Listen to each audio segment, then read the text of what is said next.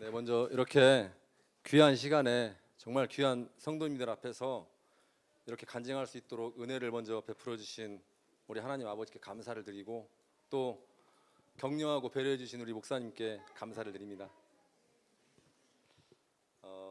제가 20살이 되던 해에 그 여름으로 기억을 하고 있습니다.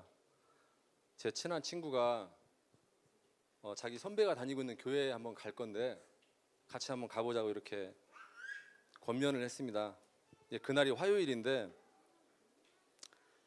저는 깊게 생각하지 않고 그래, 흔쾌히 한번 가보자. 함께 교회로 그 발걸음을 향했습니다. 이제 그렇게 몇 번을 나가다가 제가 이제 발길을 끊었죠. 별로 재미가 없더라고요.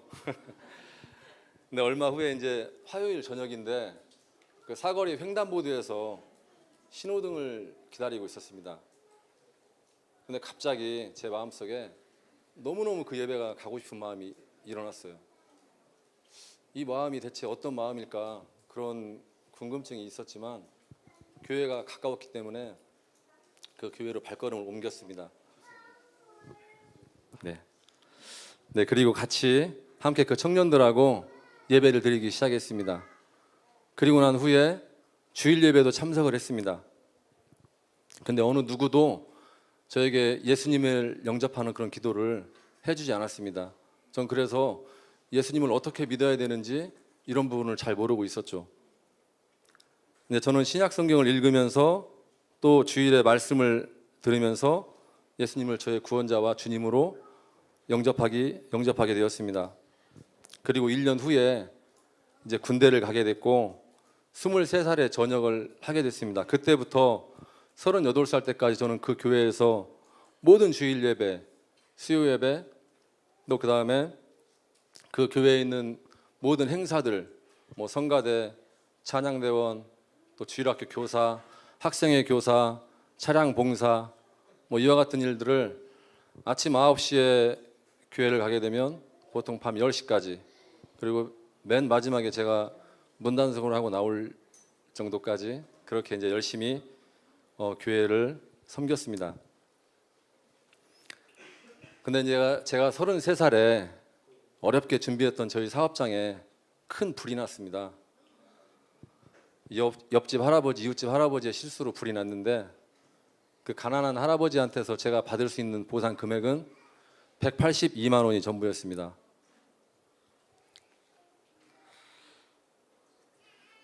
저는 큰 빚과 그 사업체의 복구를 위해서 정말 동분서주하면서 열심히 뛰어다녔는데요. 그때 저희 담임 목사님께서 하시는 말씀이 이렇게 말씀하시더라고요. 하나님께서 집사님을 너무 사랑하셔서 이런 시련을 주셨다고 저에게 위로를 해주셨습니다. 그래서 저는 아무 말도 하지 못하고 저의 속으로 이렇게 생각했습니다. 하나님께서 나를 너무 사랑하셔서 하나님의 자녀의 사업장에 불을 질렀다는 말씀인데, 그러면 그때가 저희 아이들이 3살, 1살이었거든요.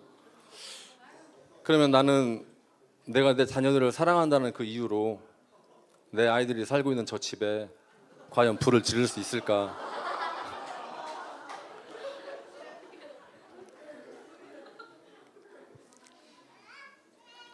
이제 그때부터 제 마음속에 기쁨이 사라지기 시작했고, 이게 뭔가 잘못된 것 같은데 그게 도대체 무엇인지는 알 수가 없었습니다.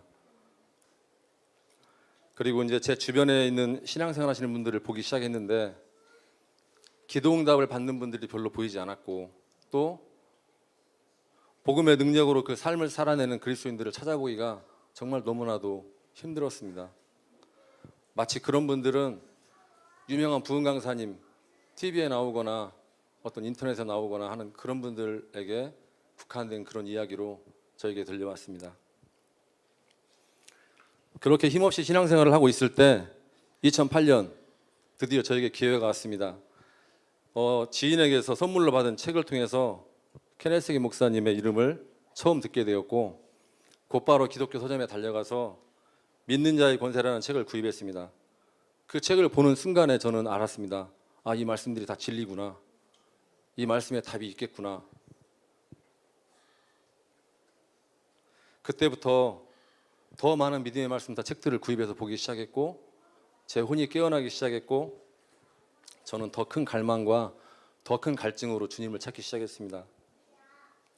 사단에게 끊임없이 도적질 당했던 삶들이 보이기 시작했고 또 일찍 세상을 떠나간 우리 형님들, 저희 가족들의 모습들이 생각났습니다. 그 일들을 생각하면서 저의 무기력한 기독교 신앙에 대해서 크게 실망하고 정말 낙심했을 때 주님은 저에게 믿음의 말씀을 통해서 새로운 시야를 열어주셨고 또 저의 혼이 깨어나기 시작했습니다. 그 무렵에 제가 섬기던 교회에 정말로 큰 문제와 어려움이 있어서 지역에 있는 새로운 교회에 출석을 하게 되었지만 믿음의 말씀을, 이 은혜의 복음을 지속적으로 가르침 받으면서 교제할 수 있는 그런 공동체가 없었기 때문에 시간이 지나도 저의 성장이 멈춘 것 같았습니다. 결국은 그 교회를 나와서 또 다른 교회에 출석을 했지만 저의 목마름과 갈증은 해결이 되지 않았습니다. 그러던 중에 코로나로 인해서 교회 출석을 하지 않게 되었고 코로나가 끝났음에도 불구하고 이제는 교회를 가지 않는 그러한 사람이 되었습니다. 그렇게 2011년부터 올해 초까지 12년이라는 시간 동안 저는 성장이 멈춰버린 것 같았습니다. 하지만 그 기간 동안에도 제가 항상 관심을 가지고 열어놓고 있던 채널이 바로 그리스의 대사들 교회였습니다. 홈페이지를 통해서 교회의 근황과 성도들이 성장해가는 모습을 보면서 나름대로 힘을 얻고 있었는데 그리고 있던 어느 올해 초 어느 날 저한테 어떤 실망감이 왔습니다. 저 교회 성도들은 저렇게 성장하고 저렇게 잘하고 있는데 나는 지금 대체 뭘 하고 있는지 내 자신이 너무 초라하고 저 자신에 대해서 실망감이 들었습니다. 그때 유튜브를 통해서 앤드류 워맥 목사님의 로마서 강의를 듣게 되었습니다. 그 로마서 강의를 통해서 임재하시는 예수님을 만나게 되었습니다. 그리고 또 비슷한 시기에 혼자서 제자력교회 주일 예배를 나름대로 열심히 온라인으로 드리고 있었는데 매주 하는 성찬식이 너무너무 새롭게 다가왔습니다.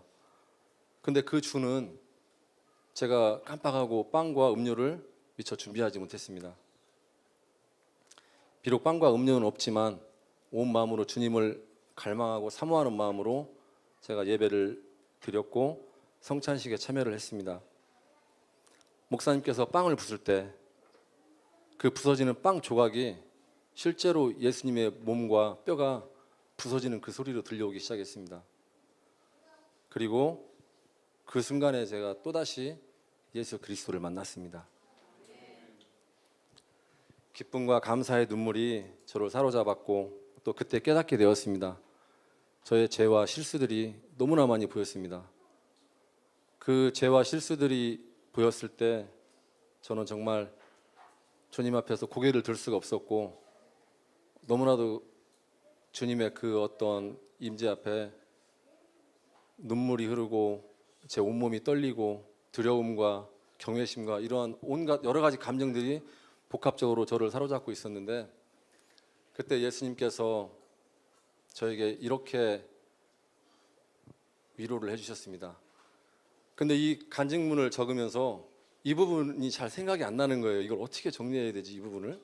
써는 놨는데 잘 정리가 안 됐습니다.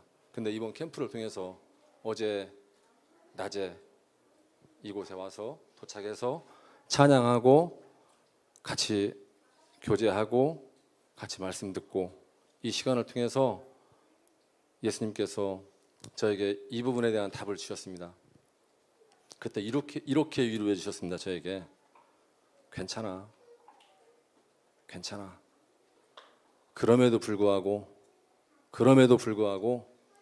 그럼에도 불구하고 괜찮아. 근데 그 괜찮아가 하나님께서 사람에게 향하는 높은 사람이 낮은 사람에게 하는 그래 괜찮아 이런 괜찮아만 포함된 것이 아니고요. 예수님께서 이렇게 생각나게 해주셨어요. 왜 우리가 어릴 때 엄마가 아이들을 이렇게 업고 다닐 때 추운 겨울에 엄마가 이렇게 외투를 벗어서 이렇게 감싸주죠. 그러면서 하는 말이 괜찮아? 그러면 이제 아이가 따뜻해요.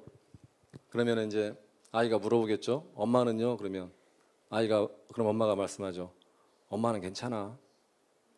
너가 따뜻하면 괜찮아. 그 위로가 왔습니다. 괜찮아. 네가 기뻐하고 네가 즐거워하고 네가 힘을 낼 수 있다면 나는 괜찮아. 앤드류 워맥 목사님의 로마서 강의를 통해서 만났던 예수님은 지금까지 제가 나의 의로 내 열심으로 신앙생활을 해왔다는 것을 깨닫게 해주었습니다.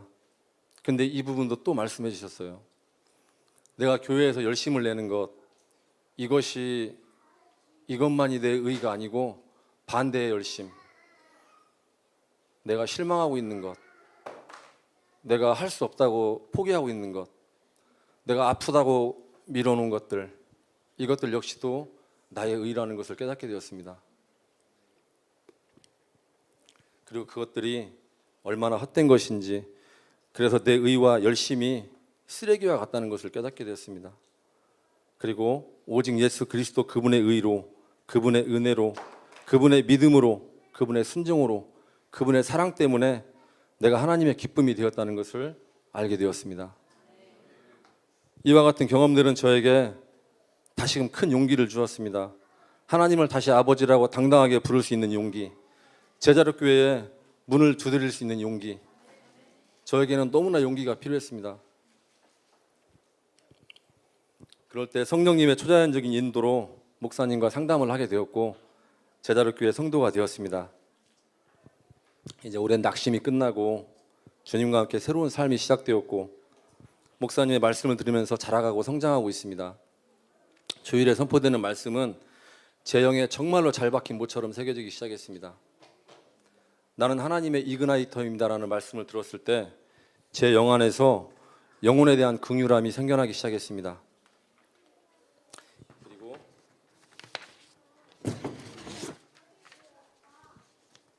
나는 주는 자입니다라는 말씀을 들었을 때 제 영 안에 하나님의 충분한 공급이 이미 존재하고 있음을 알게 되었습니다.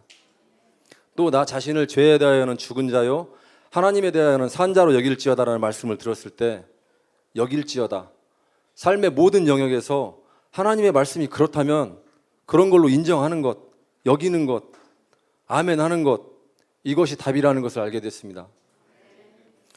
또 매일 아침, 이른 아침이죠, 들려오는 말씀의 실제는 그동안 제가 혼자 책으로 보던 것과는 다르게 아침마다 새롭고 또 새로운 하루의 시작으로 다가옵니다. 제자력 교회 성도가 된 것은 제 인생에 너무 큰 축복이 되었습니다. 첫째는 예배의 회복입니다. 오랫동안 혼자 드리던 예배가 익숙해 있던 저에게 이제는 사랑하는 아내와 또 셀 식구가 된 우리 구윤상 집사님, 그리고 우리 집사님의 자녀들까지 함께 모여서 예배를 하게 되어서 너무 기쁩니다. 이것은 혼자 예배를 드려보지 않은 사람들은 알 수 없는 그런 기쁨입니다. 두 번째는 관계인데요. 특히 제 아내에게 제가 그를 더 연약한 그릇으로 여기지 못했던, 그래서 저의 교만과 고집으로 인해서 정말로 많은 상처를 입었었는데 제가 아내에게 예수님께서 주신 그 용기로 진심을 다해서 용서를 구했습니다. 저의 그 실수와 허물과 미안한 마음들이 제 이 영 안으로부터 끌어오르면서 자존심도 필요 없고 저의 어떤 잘난 것도 필요 없고 정말 미안했고 너무너무 미안했고 죄송했고 그랬습니다. 그래서 그로 인해서 이제 행복해하는 아내를 보는 것이 저는 너무 기쁘고 요즘 감사합니다. 세 번째는 불투명했던 저의 삶의 목표와 방향인데 이제는 예수 그리스도의 은혜의 복음을 전하는 것으로 목표가 분명해졌고 제자력 교회라는 방주에 몸을 실었으니 방향 또한 흔들릴 수 없게 되었습니다. 이처럼 제 삶의 많은 부분에서 구원의 유익들이 실제로 나타나고 풍성해져 가는 것을 경험하는 것이 또한 감사합니다. 저는 제자력 교회를 사랑합니다. 그 이유는 목사님과 사모님, 전도사님과 모든 성도님들이 그리스도의 몸된 지체임과 동시에 영혼 구원을 위해서 헌신하는 분들이기 때문입니다. 그래서 저는 오늘 또 여기입니다. 아름답도다 좋은 소식을 전하는 자들의 발이여 함과 같으니라. 영혼을 위해서라면 동탄에서 천안으로, 군산으로, 대전으로 그 어디든 달려가시는 우리 목사님과 사모님, 또 기도로 각종 섬김으로 아낌없이 지원하시는 우리 성도님들의 발을 아름답게 여깁니다.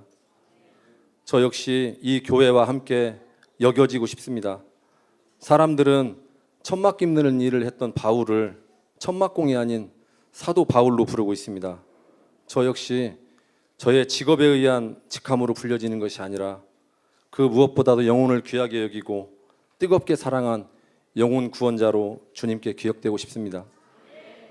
이 영혼 구원을 위해서 제자로 교회와 함께 수고하고 또 함께 전진해서 주님께 귀한 열매를 드리는 새로운 여정이 시작된 것이 너무 기쁘고 감사하고 행복합니다. 그래서 제가 이 간증문의 제목을 행복한 삶이라고 지었습니다. 이러한 이처럼 놀랍고 행복한 삶을 주신 하나님 아버지께 감사와 영광과 찬양을 올려드립니다. 아멘.